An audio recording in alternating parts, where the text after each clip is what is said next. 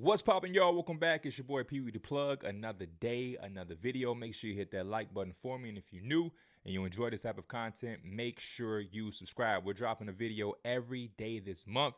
So also make sure you subscribe to the Pee Wee the Gamer channel because the non-basketball content will be uploaded over there. Anyway, when the season first started, the Bucks got off to a very tough start. They were 1-6 in their first 7 games. They had a 6-game losing streak. Injuries on injuries. We still haven't seen Chris Middleton. He had the 2 ankle procedures over the summer, and we don't know when he's going to be back. They're saying it's getting closer and closer and closer. But I remember the stretch of feeling like, man, this could be it for the Milwaukee Bucks. Very few ways to get better. They're extremely limited on that front. You had the Damian Lillard concussion where he missed games. Giannis missed some games. There was some post-game interviews where Giannis was saying different things that people were kind of saying are hidden messages, and he could be on a fringe borderline part of asking out. We started to see the trades and, are the Rockets a team or the Thunder a team with all of the assets they have to get Giannis Antetokounmpo? What about the Nets? All of these different things were coming around this team in a negative light. And what I want to do is I want to keep the same energy because the Milwaukee Bucks have slowly but surely flipped the switch, and they're now on 9-1 in their last 10.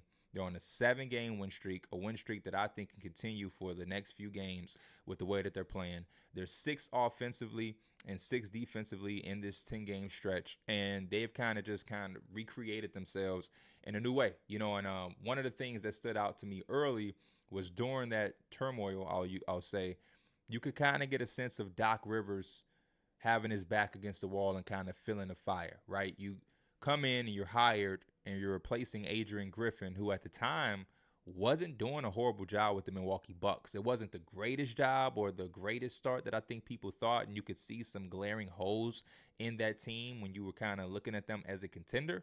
Well, from a wins and losses standpoint, Adrian Griffin was doing a pretty damn good job. And for Doc Rivers to take on the job and kind of have not so much success at the beginning of the season, it was taking a toll, and he was definitely starting to feel like he was on the hot seat and that this was crumbling really, really, really fast. And one of the biggest adjustments that I saw and that I picked up on and I liked even before all of this success that they've gotten is Andre Jackson being inserted into the lineup. Andre Jackson, when you look at his stat sheet or his box score or his basketball reference page, he's never going to be a guy that's going to blow you away. And if you're a casual basketball fan, it won't really make sense why people are a fan of him or why he is helping or how he's helping the Milwaukee Bucks. He's a guy that I'm looking at right now. He's only averaging 3.6 points this season. He's knocking down his three-point shot at a 36% level, but he's only taking around 2 a game, and he's only taking around 3 shots a game, and he's making them at a 39% clip. Those numbers on a surface level are like, man, what are they talking about this guy for? But when you actually watch the game and you see the plays he makes that don't necessarily show up on a box score, the energy, the aggression, the right place at the right time, these are all different things that Andre Jackson brings, and he's always brung since the UConn and Connecticut days, where it just makes him a winning player. And a lot of the times there are certain teams and organizations who have been lucky enough to find certain guys like this that always isn't like the top priority draft picks in each draft class. But the Lakers, when they got Alex Caruso, or you look at a Thunder on how they got Lou Dort, like those are the guys that play a big part for those winning teams because number one, when you first discover them, they're not taking a big portion of your salary cap, number one. And then number two, they're willing to do whatever the team needs in the instance to win a game. And a lot of times they're not big focal points on the offensive end that's taking away the ball from your main guys on the offensive end. And that's why I just really love Andre Jackson. And when they made that switch, I was a big fan of it because obviously the biggest thing that they've lacked is the defensive side of the basketball. And when you have Damian Lillard in your backcourt, you're going to struggle with giving up points if you don't have the proper pieces around him to make that up. And right now, when you look at Andre Jackson and just what he's doing for the Milwaukee Bucks this season, When he's on the floor offensively, they're 5.5 points better, even with his limitations as an offensive player, because he's such a high IQ, because he has a high motor, because he's in the right place at the right time, and he's just a good overall basketball player who doesn't make a ton of mistakes. He finds a way to be effective and bring value on that side of the basketball floor, even though he's limited there. And then on the defense side of the basketball, when he's on the floor, teams are scoring almost 10 less points. Because, again, this is a guy who is a tenacious defender, point of attack. He's going to work you. He's going to get aggressive. There was some game, I can't remember what it was. Maybe it was the game against the Pistons that went into like overtime. There was a clip where Doc Rivers, I think, was in a locker room, or it was during a timeout where he was telling Andre Jackson, like, yes, that's what you, like, hound Cade Cunningham. Hound, make it a living hell for him. Or maybe it was a post-game interview.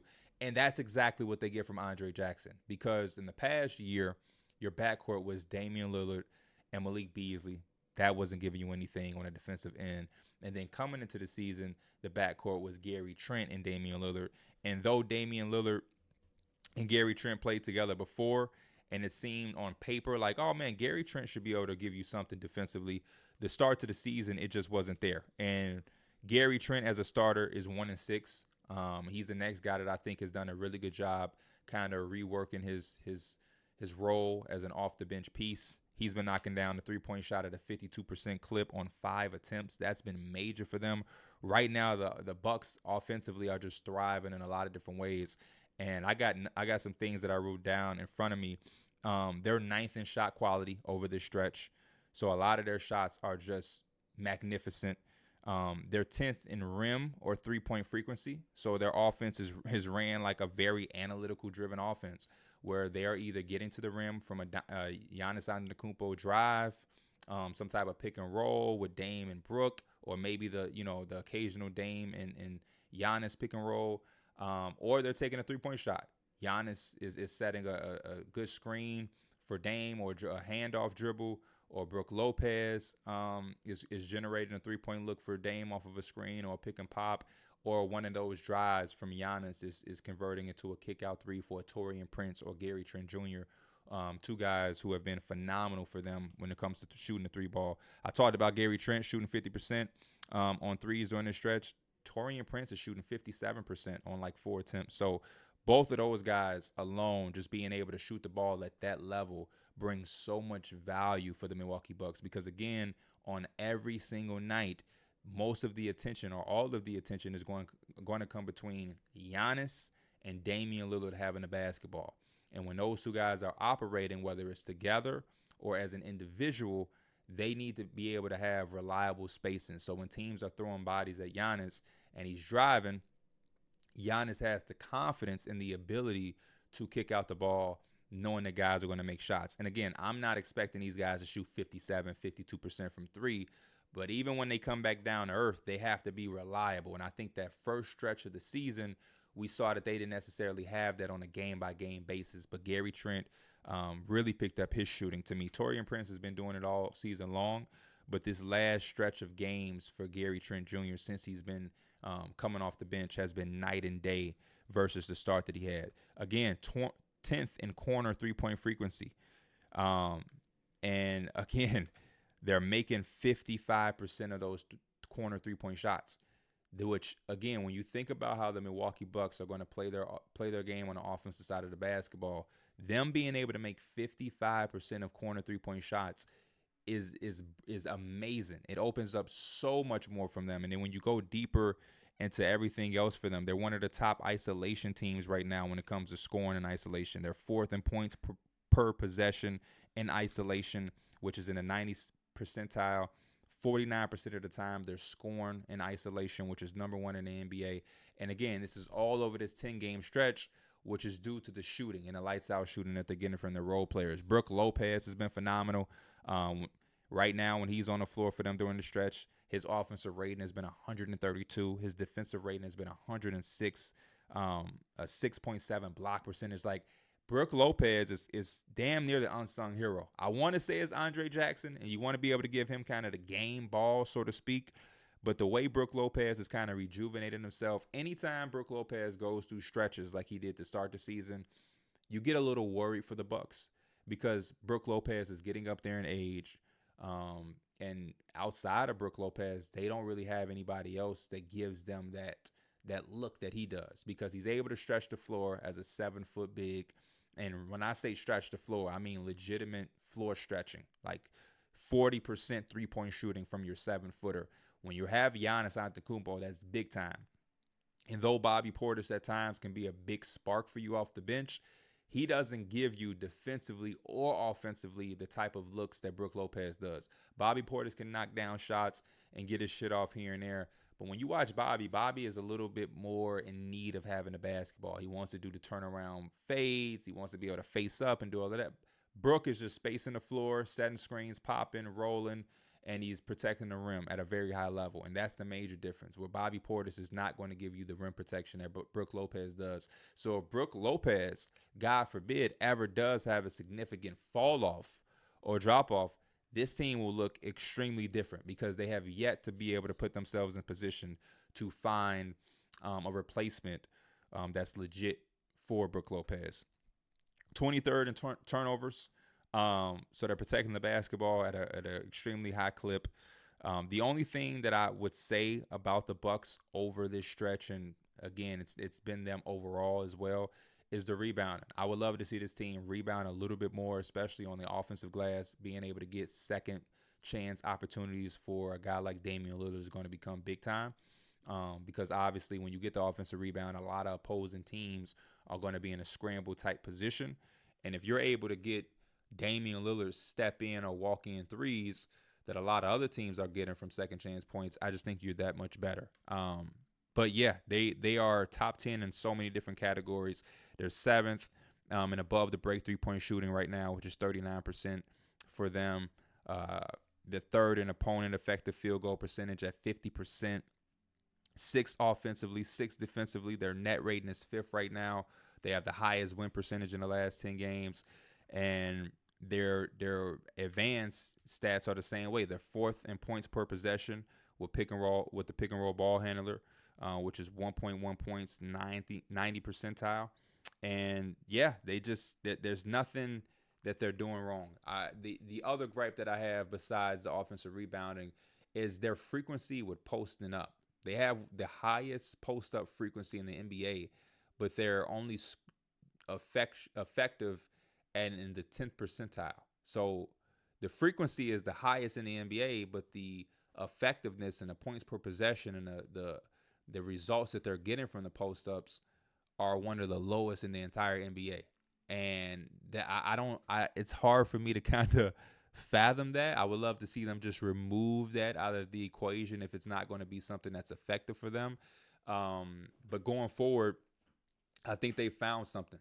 One of the other things that I've looked into is the substitution pattern. And I talked about it a little bit on a Numbers on the Board podcast. But since Damian Lillard has come back in the last 6 or 7 games, the substitution pattern that Doc Rivers has been using is a lot different than what he was doing at the beginning of the season. And it's kind of staggering the minutes at a much better level. So obviously both of the guys, Dame and Giannis, will start the game together. And then Dame is going to go to the bench first. And then Giannis, more often than not, is either going to play the entire first quarter or he's going to play 10 minutes of it. And Dame will start the second quarter by himself, or he'll finish that first quarter going into the second by himself. And then he'll play a large part or the first half of the second quarter alone.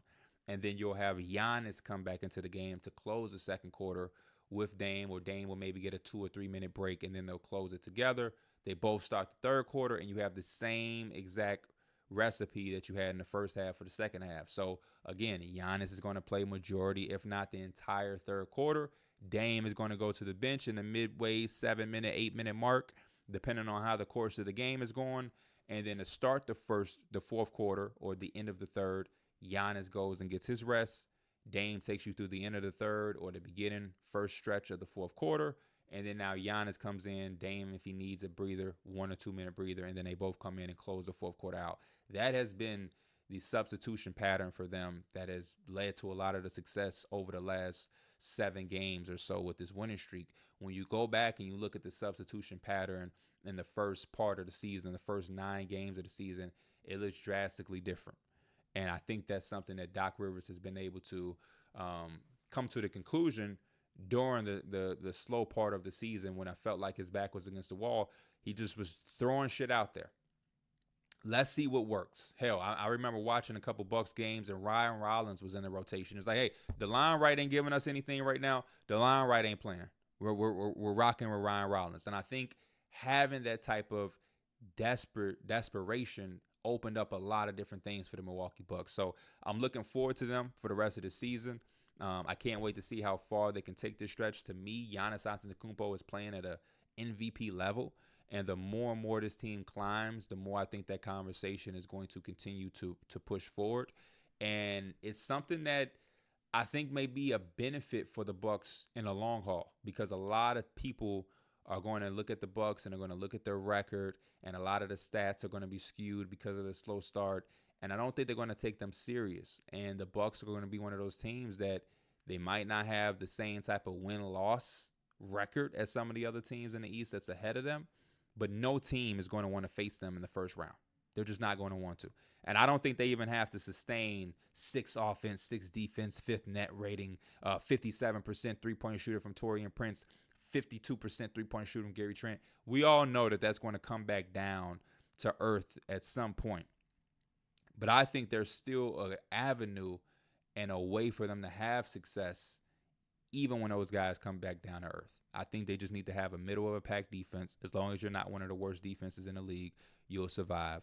Their offense is going to do what it does. And if you're able to lean on Giannis the way you've been able to do this year and have your role players and Damian Lillard be able to play off of him and allow him to set the tone, you're going to have major success. Him and Dame are averaging damn near 60-plus points and 20 assists together.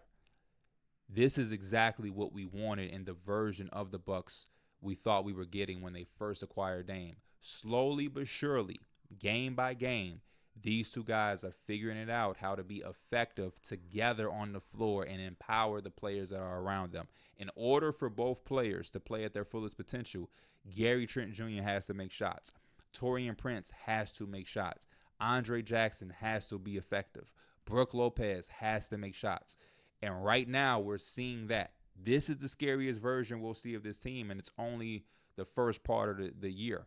If we go into the postseason in April, May, June, and this team is clicking and knocking down shots the way that they are right now, they would not surprise me by going on a long postseason run. They are that good, they're that talented, and they're only getting more confidence. We got A.J. Green coming out and playing legitimate rotational minutes, and I think that's the exact type of player that the Milwaukee Bucks should continue to try to empower. Guys like him, guys like Andre Jackson.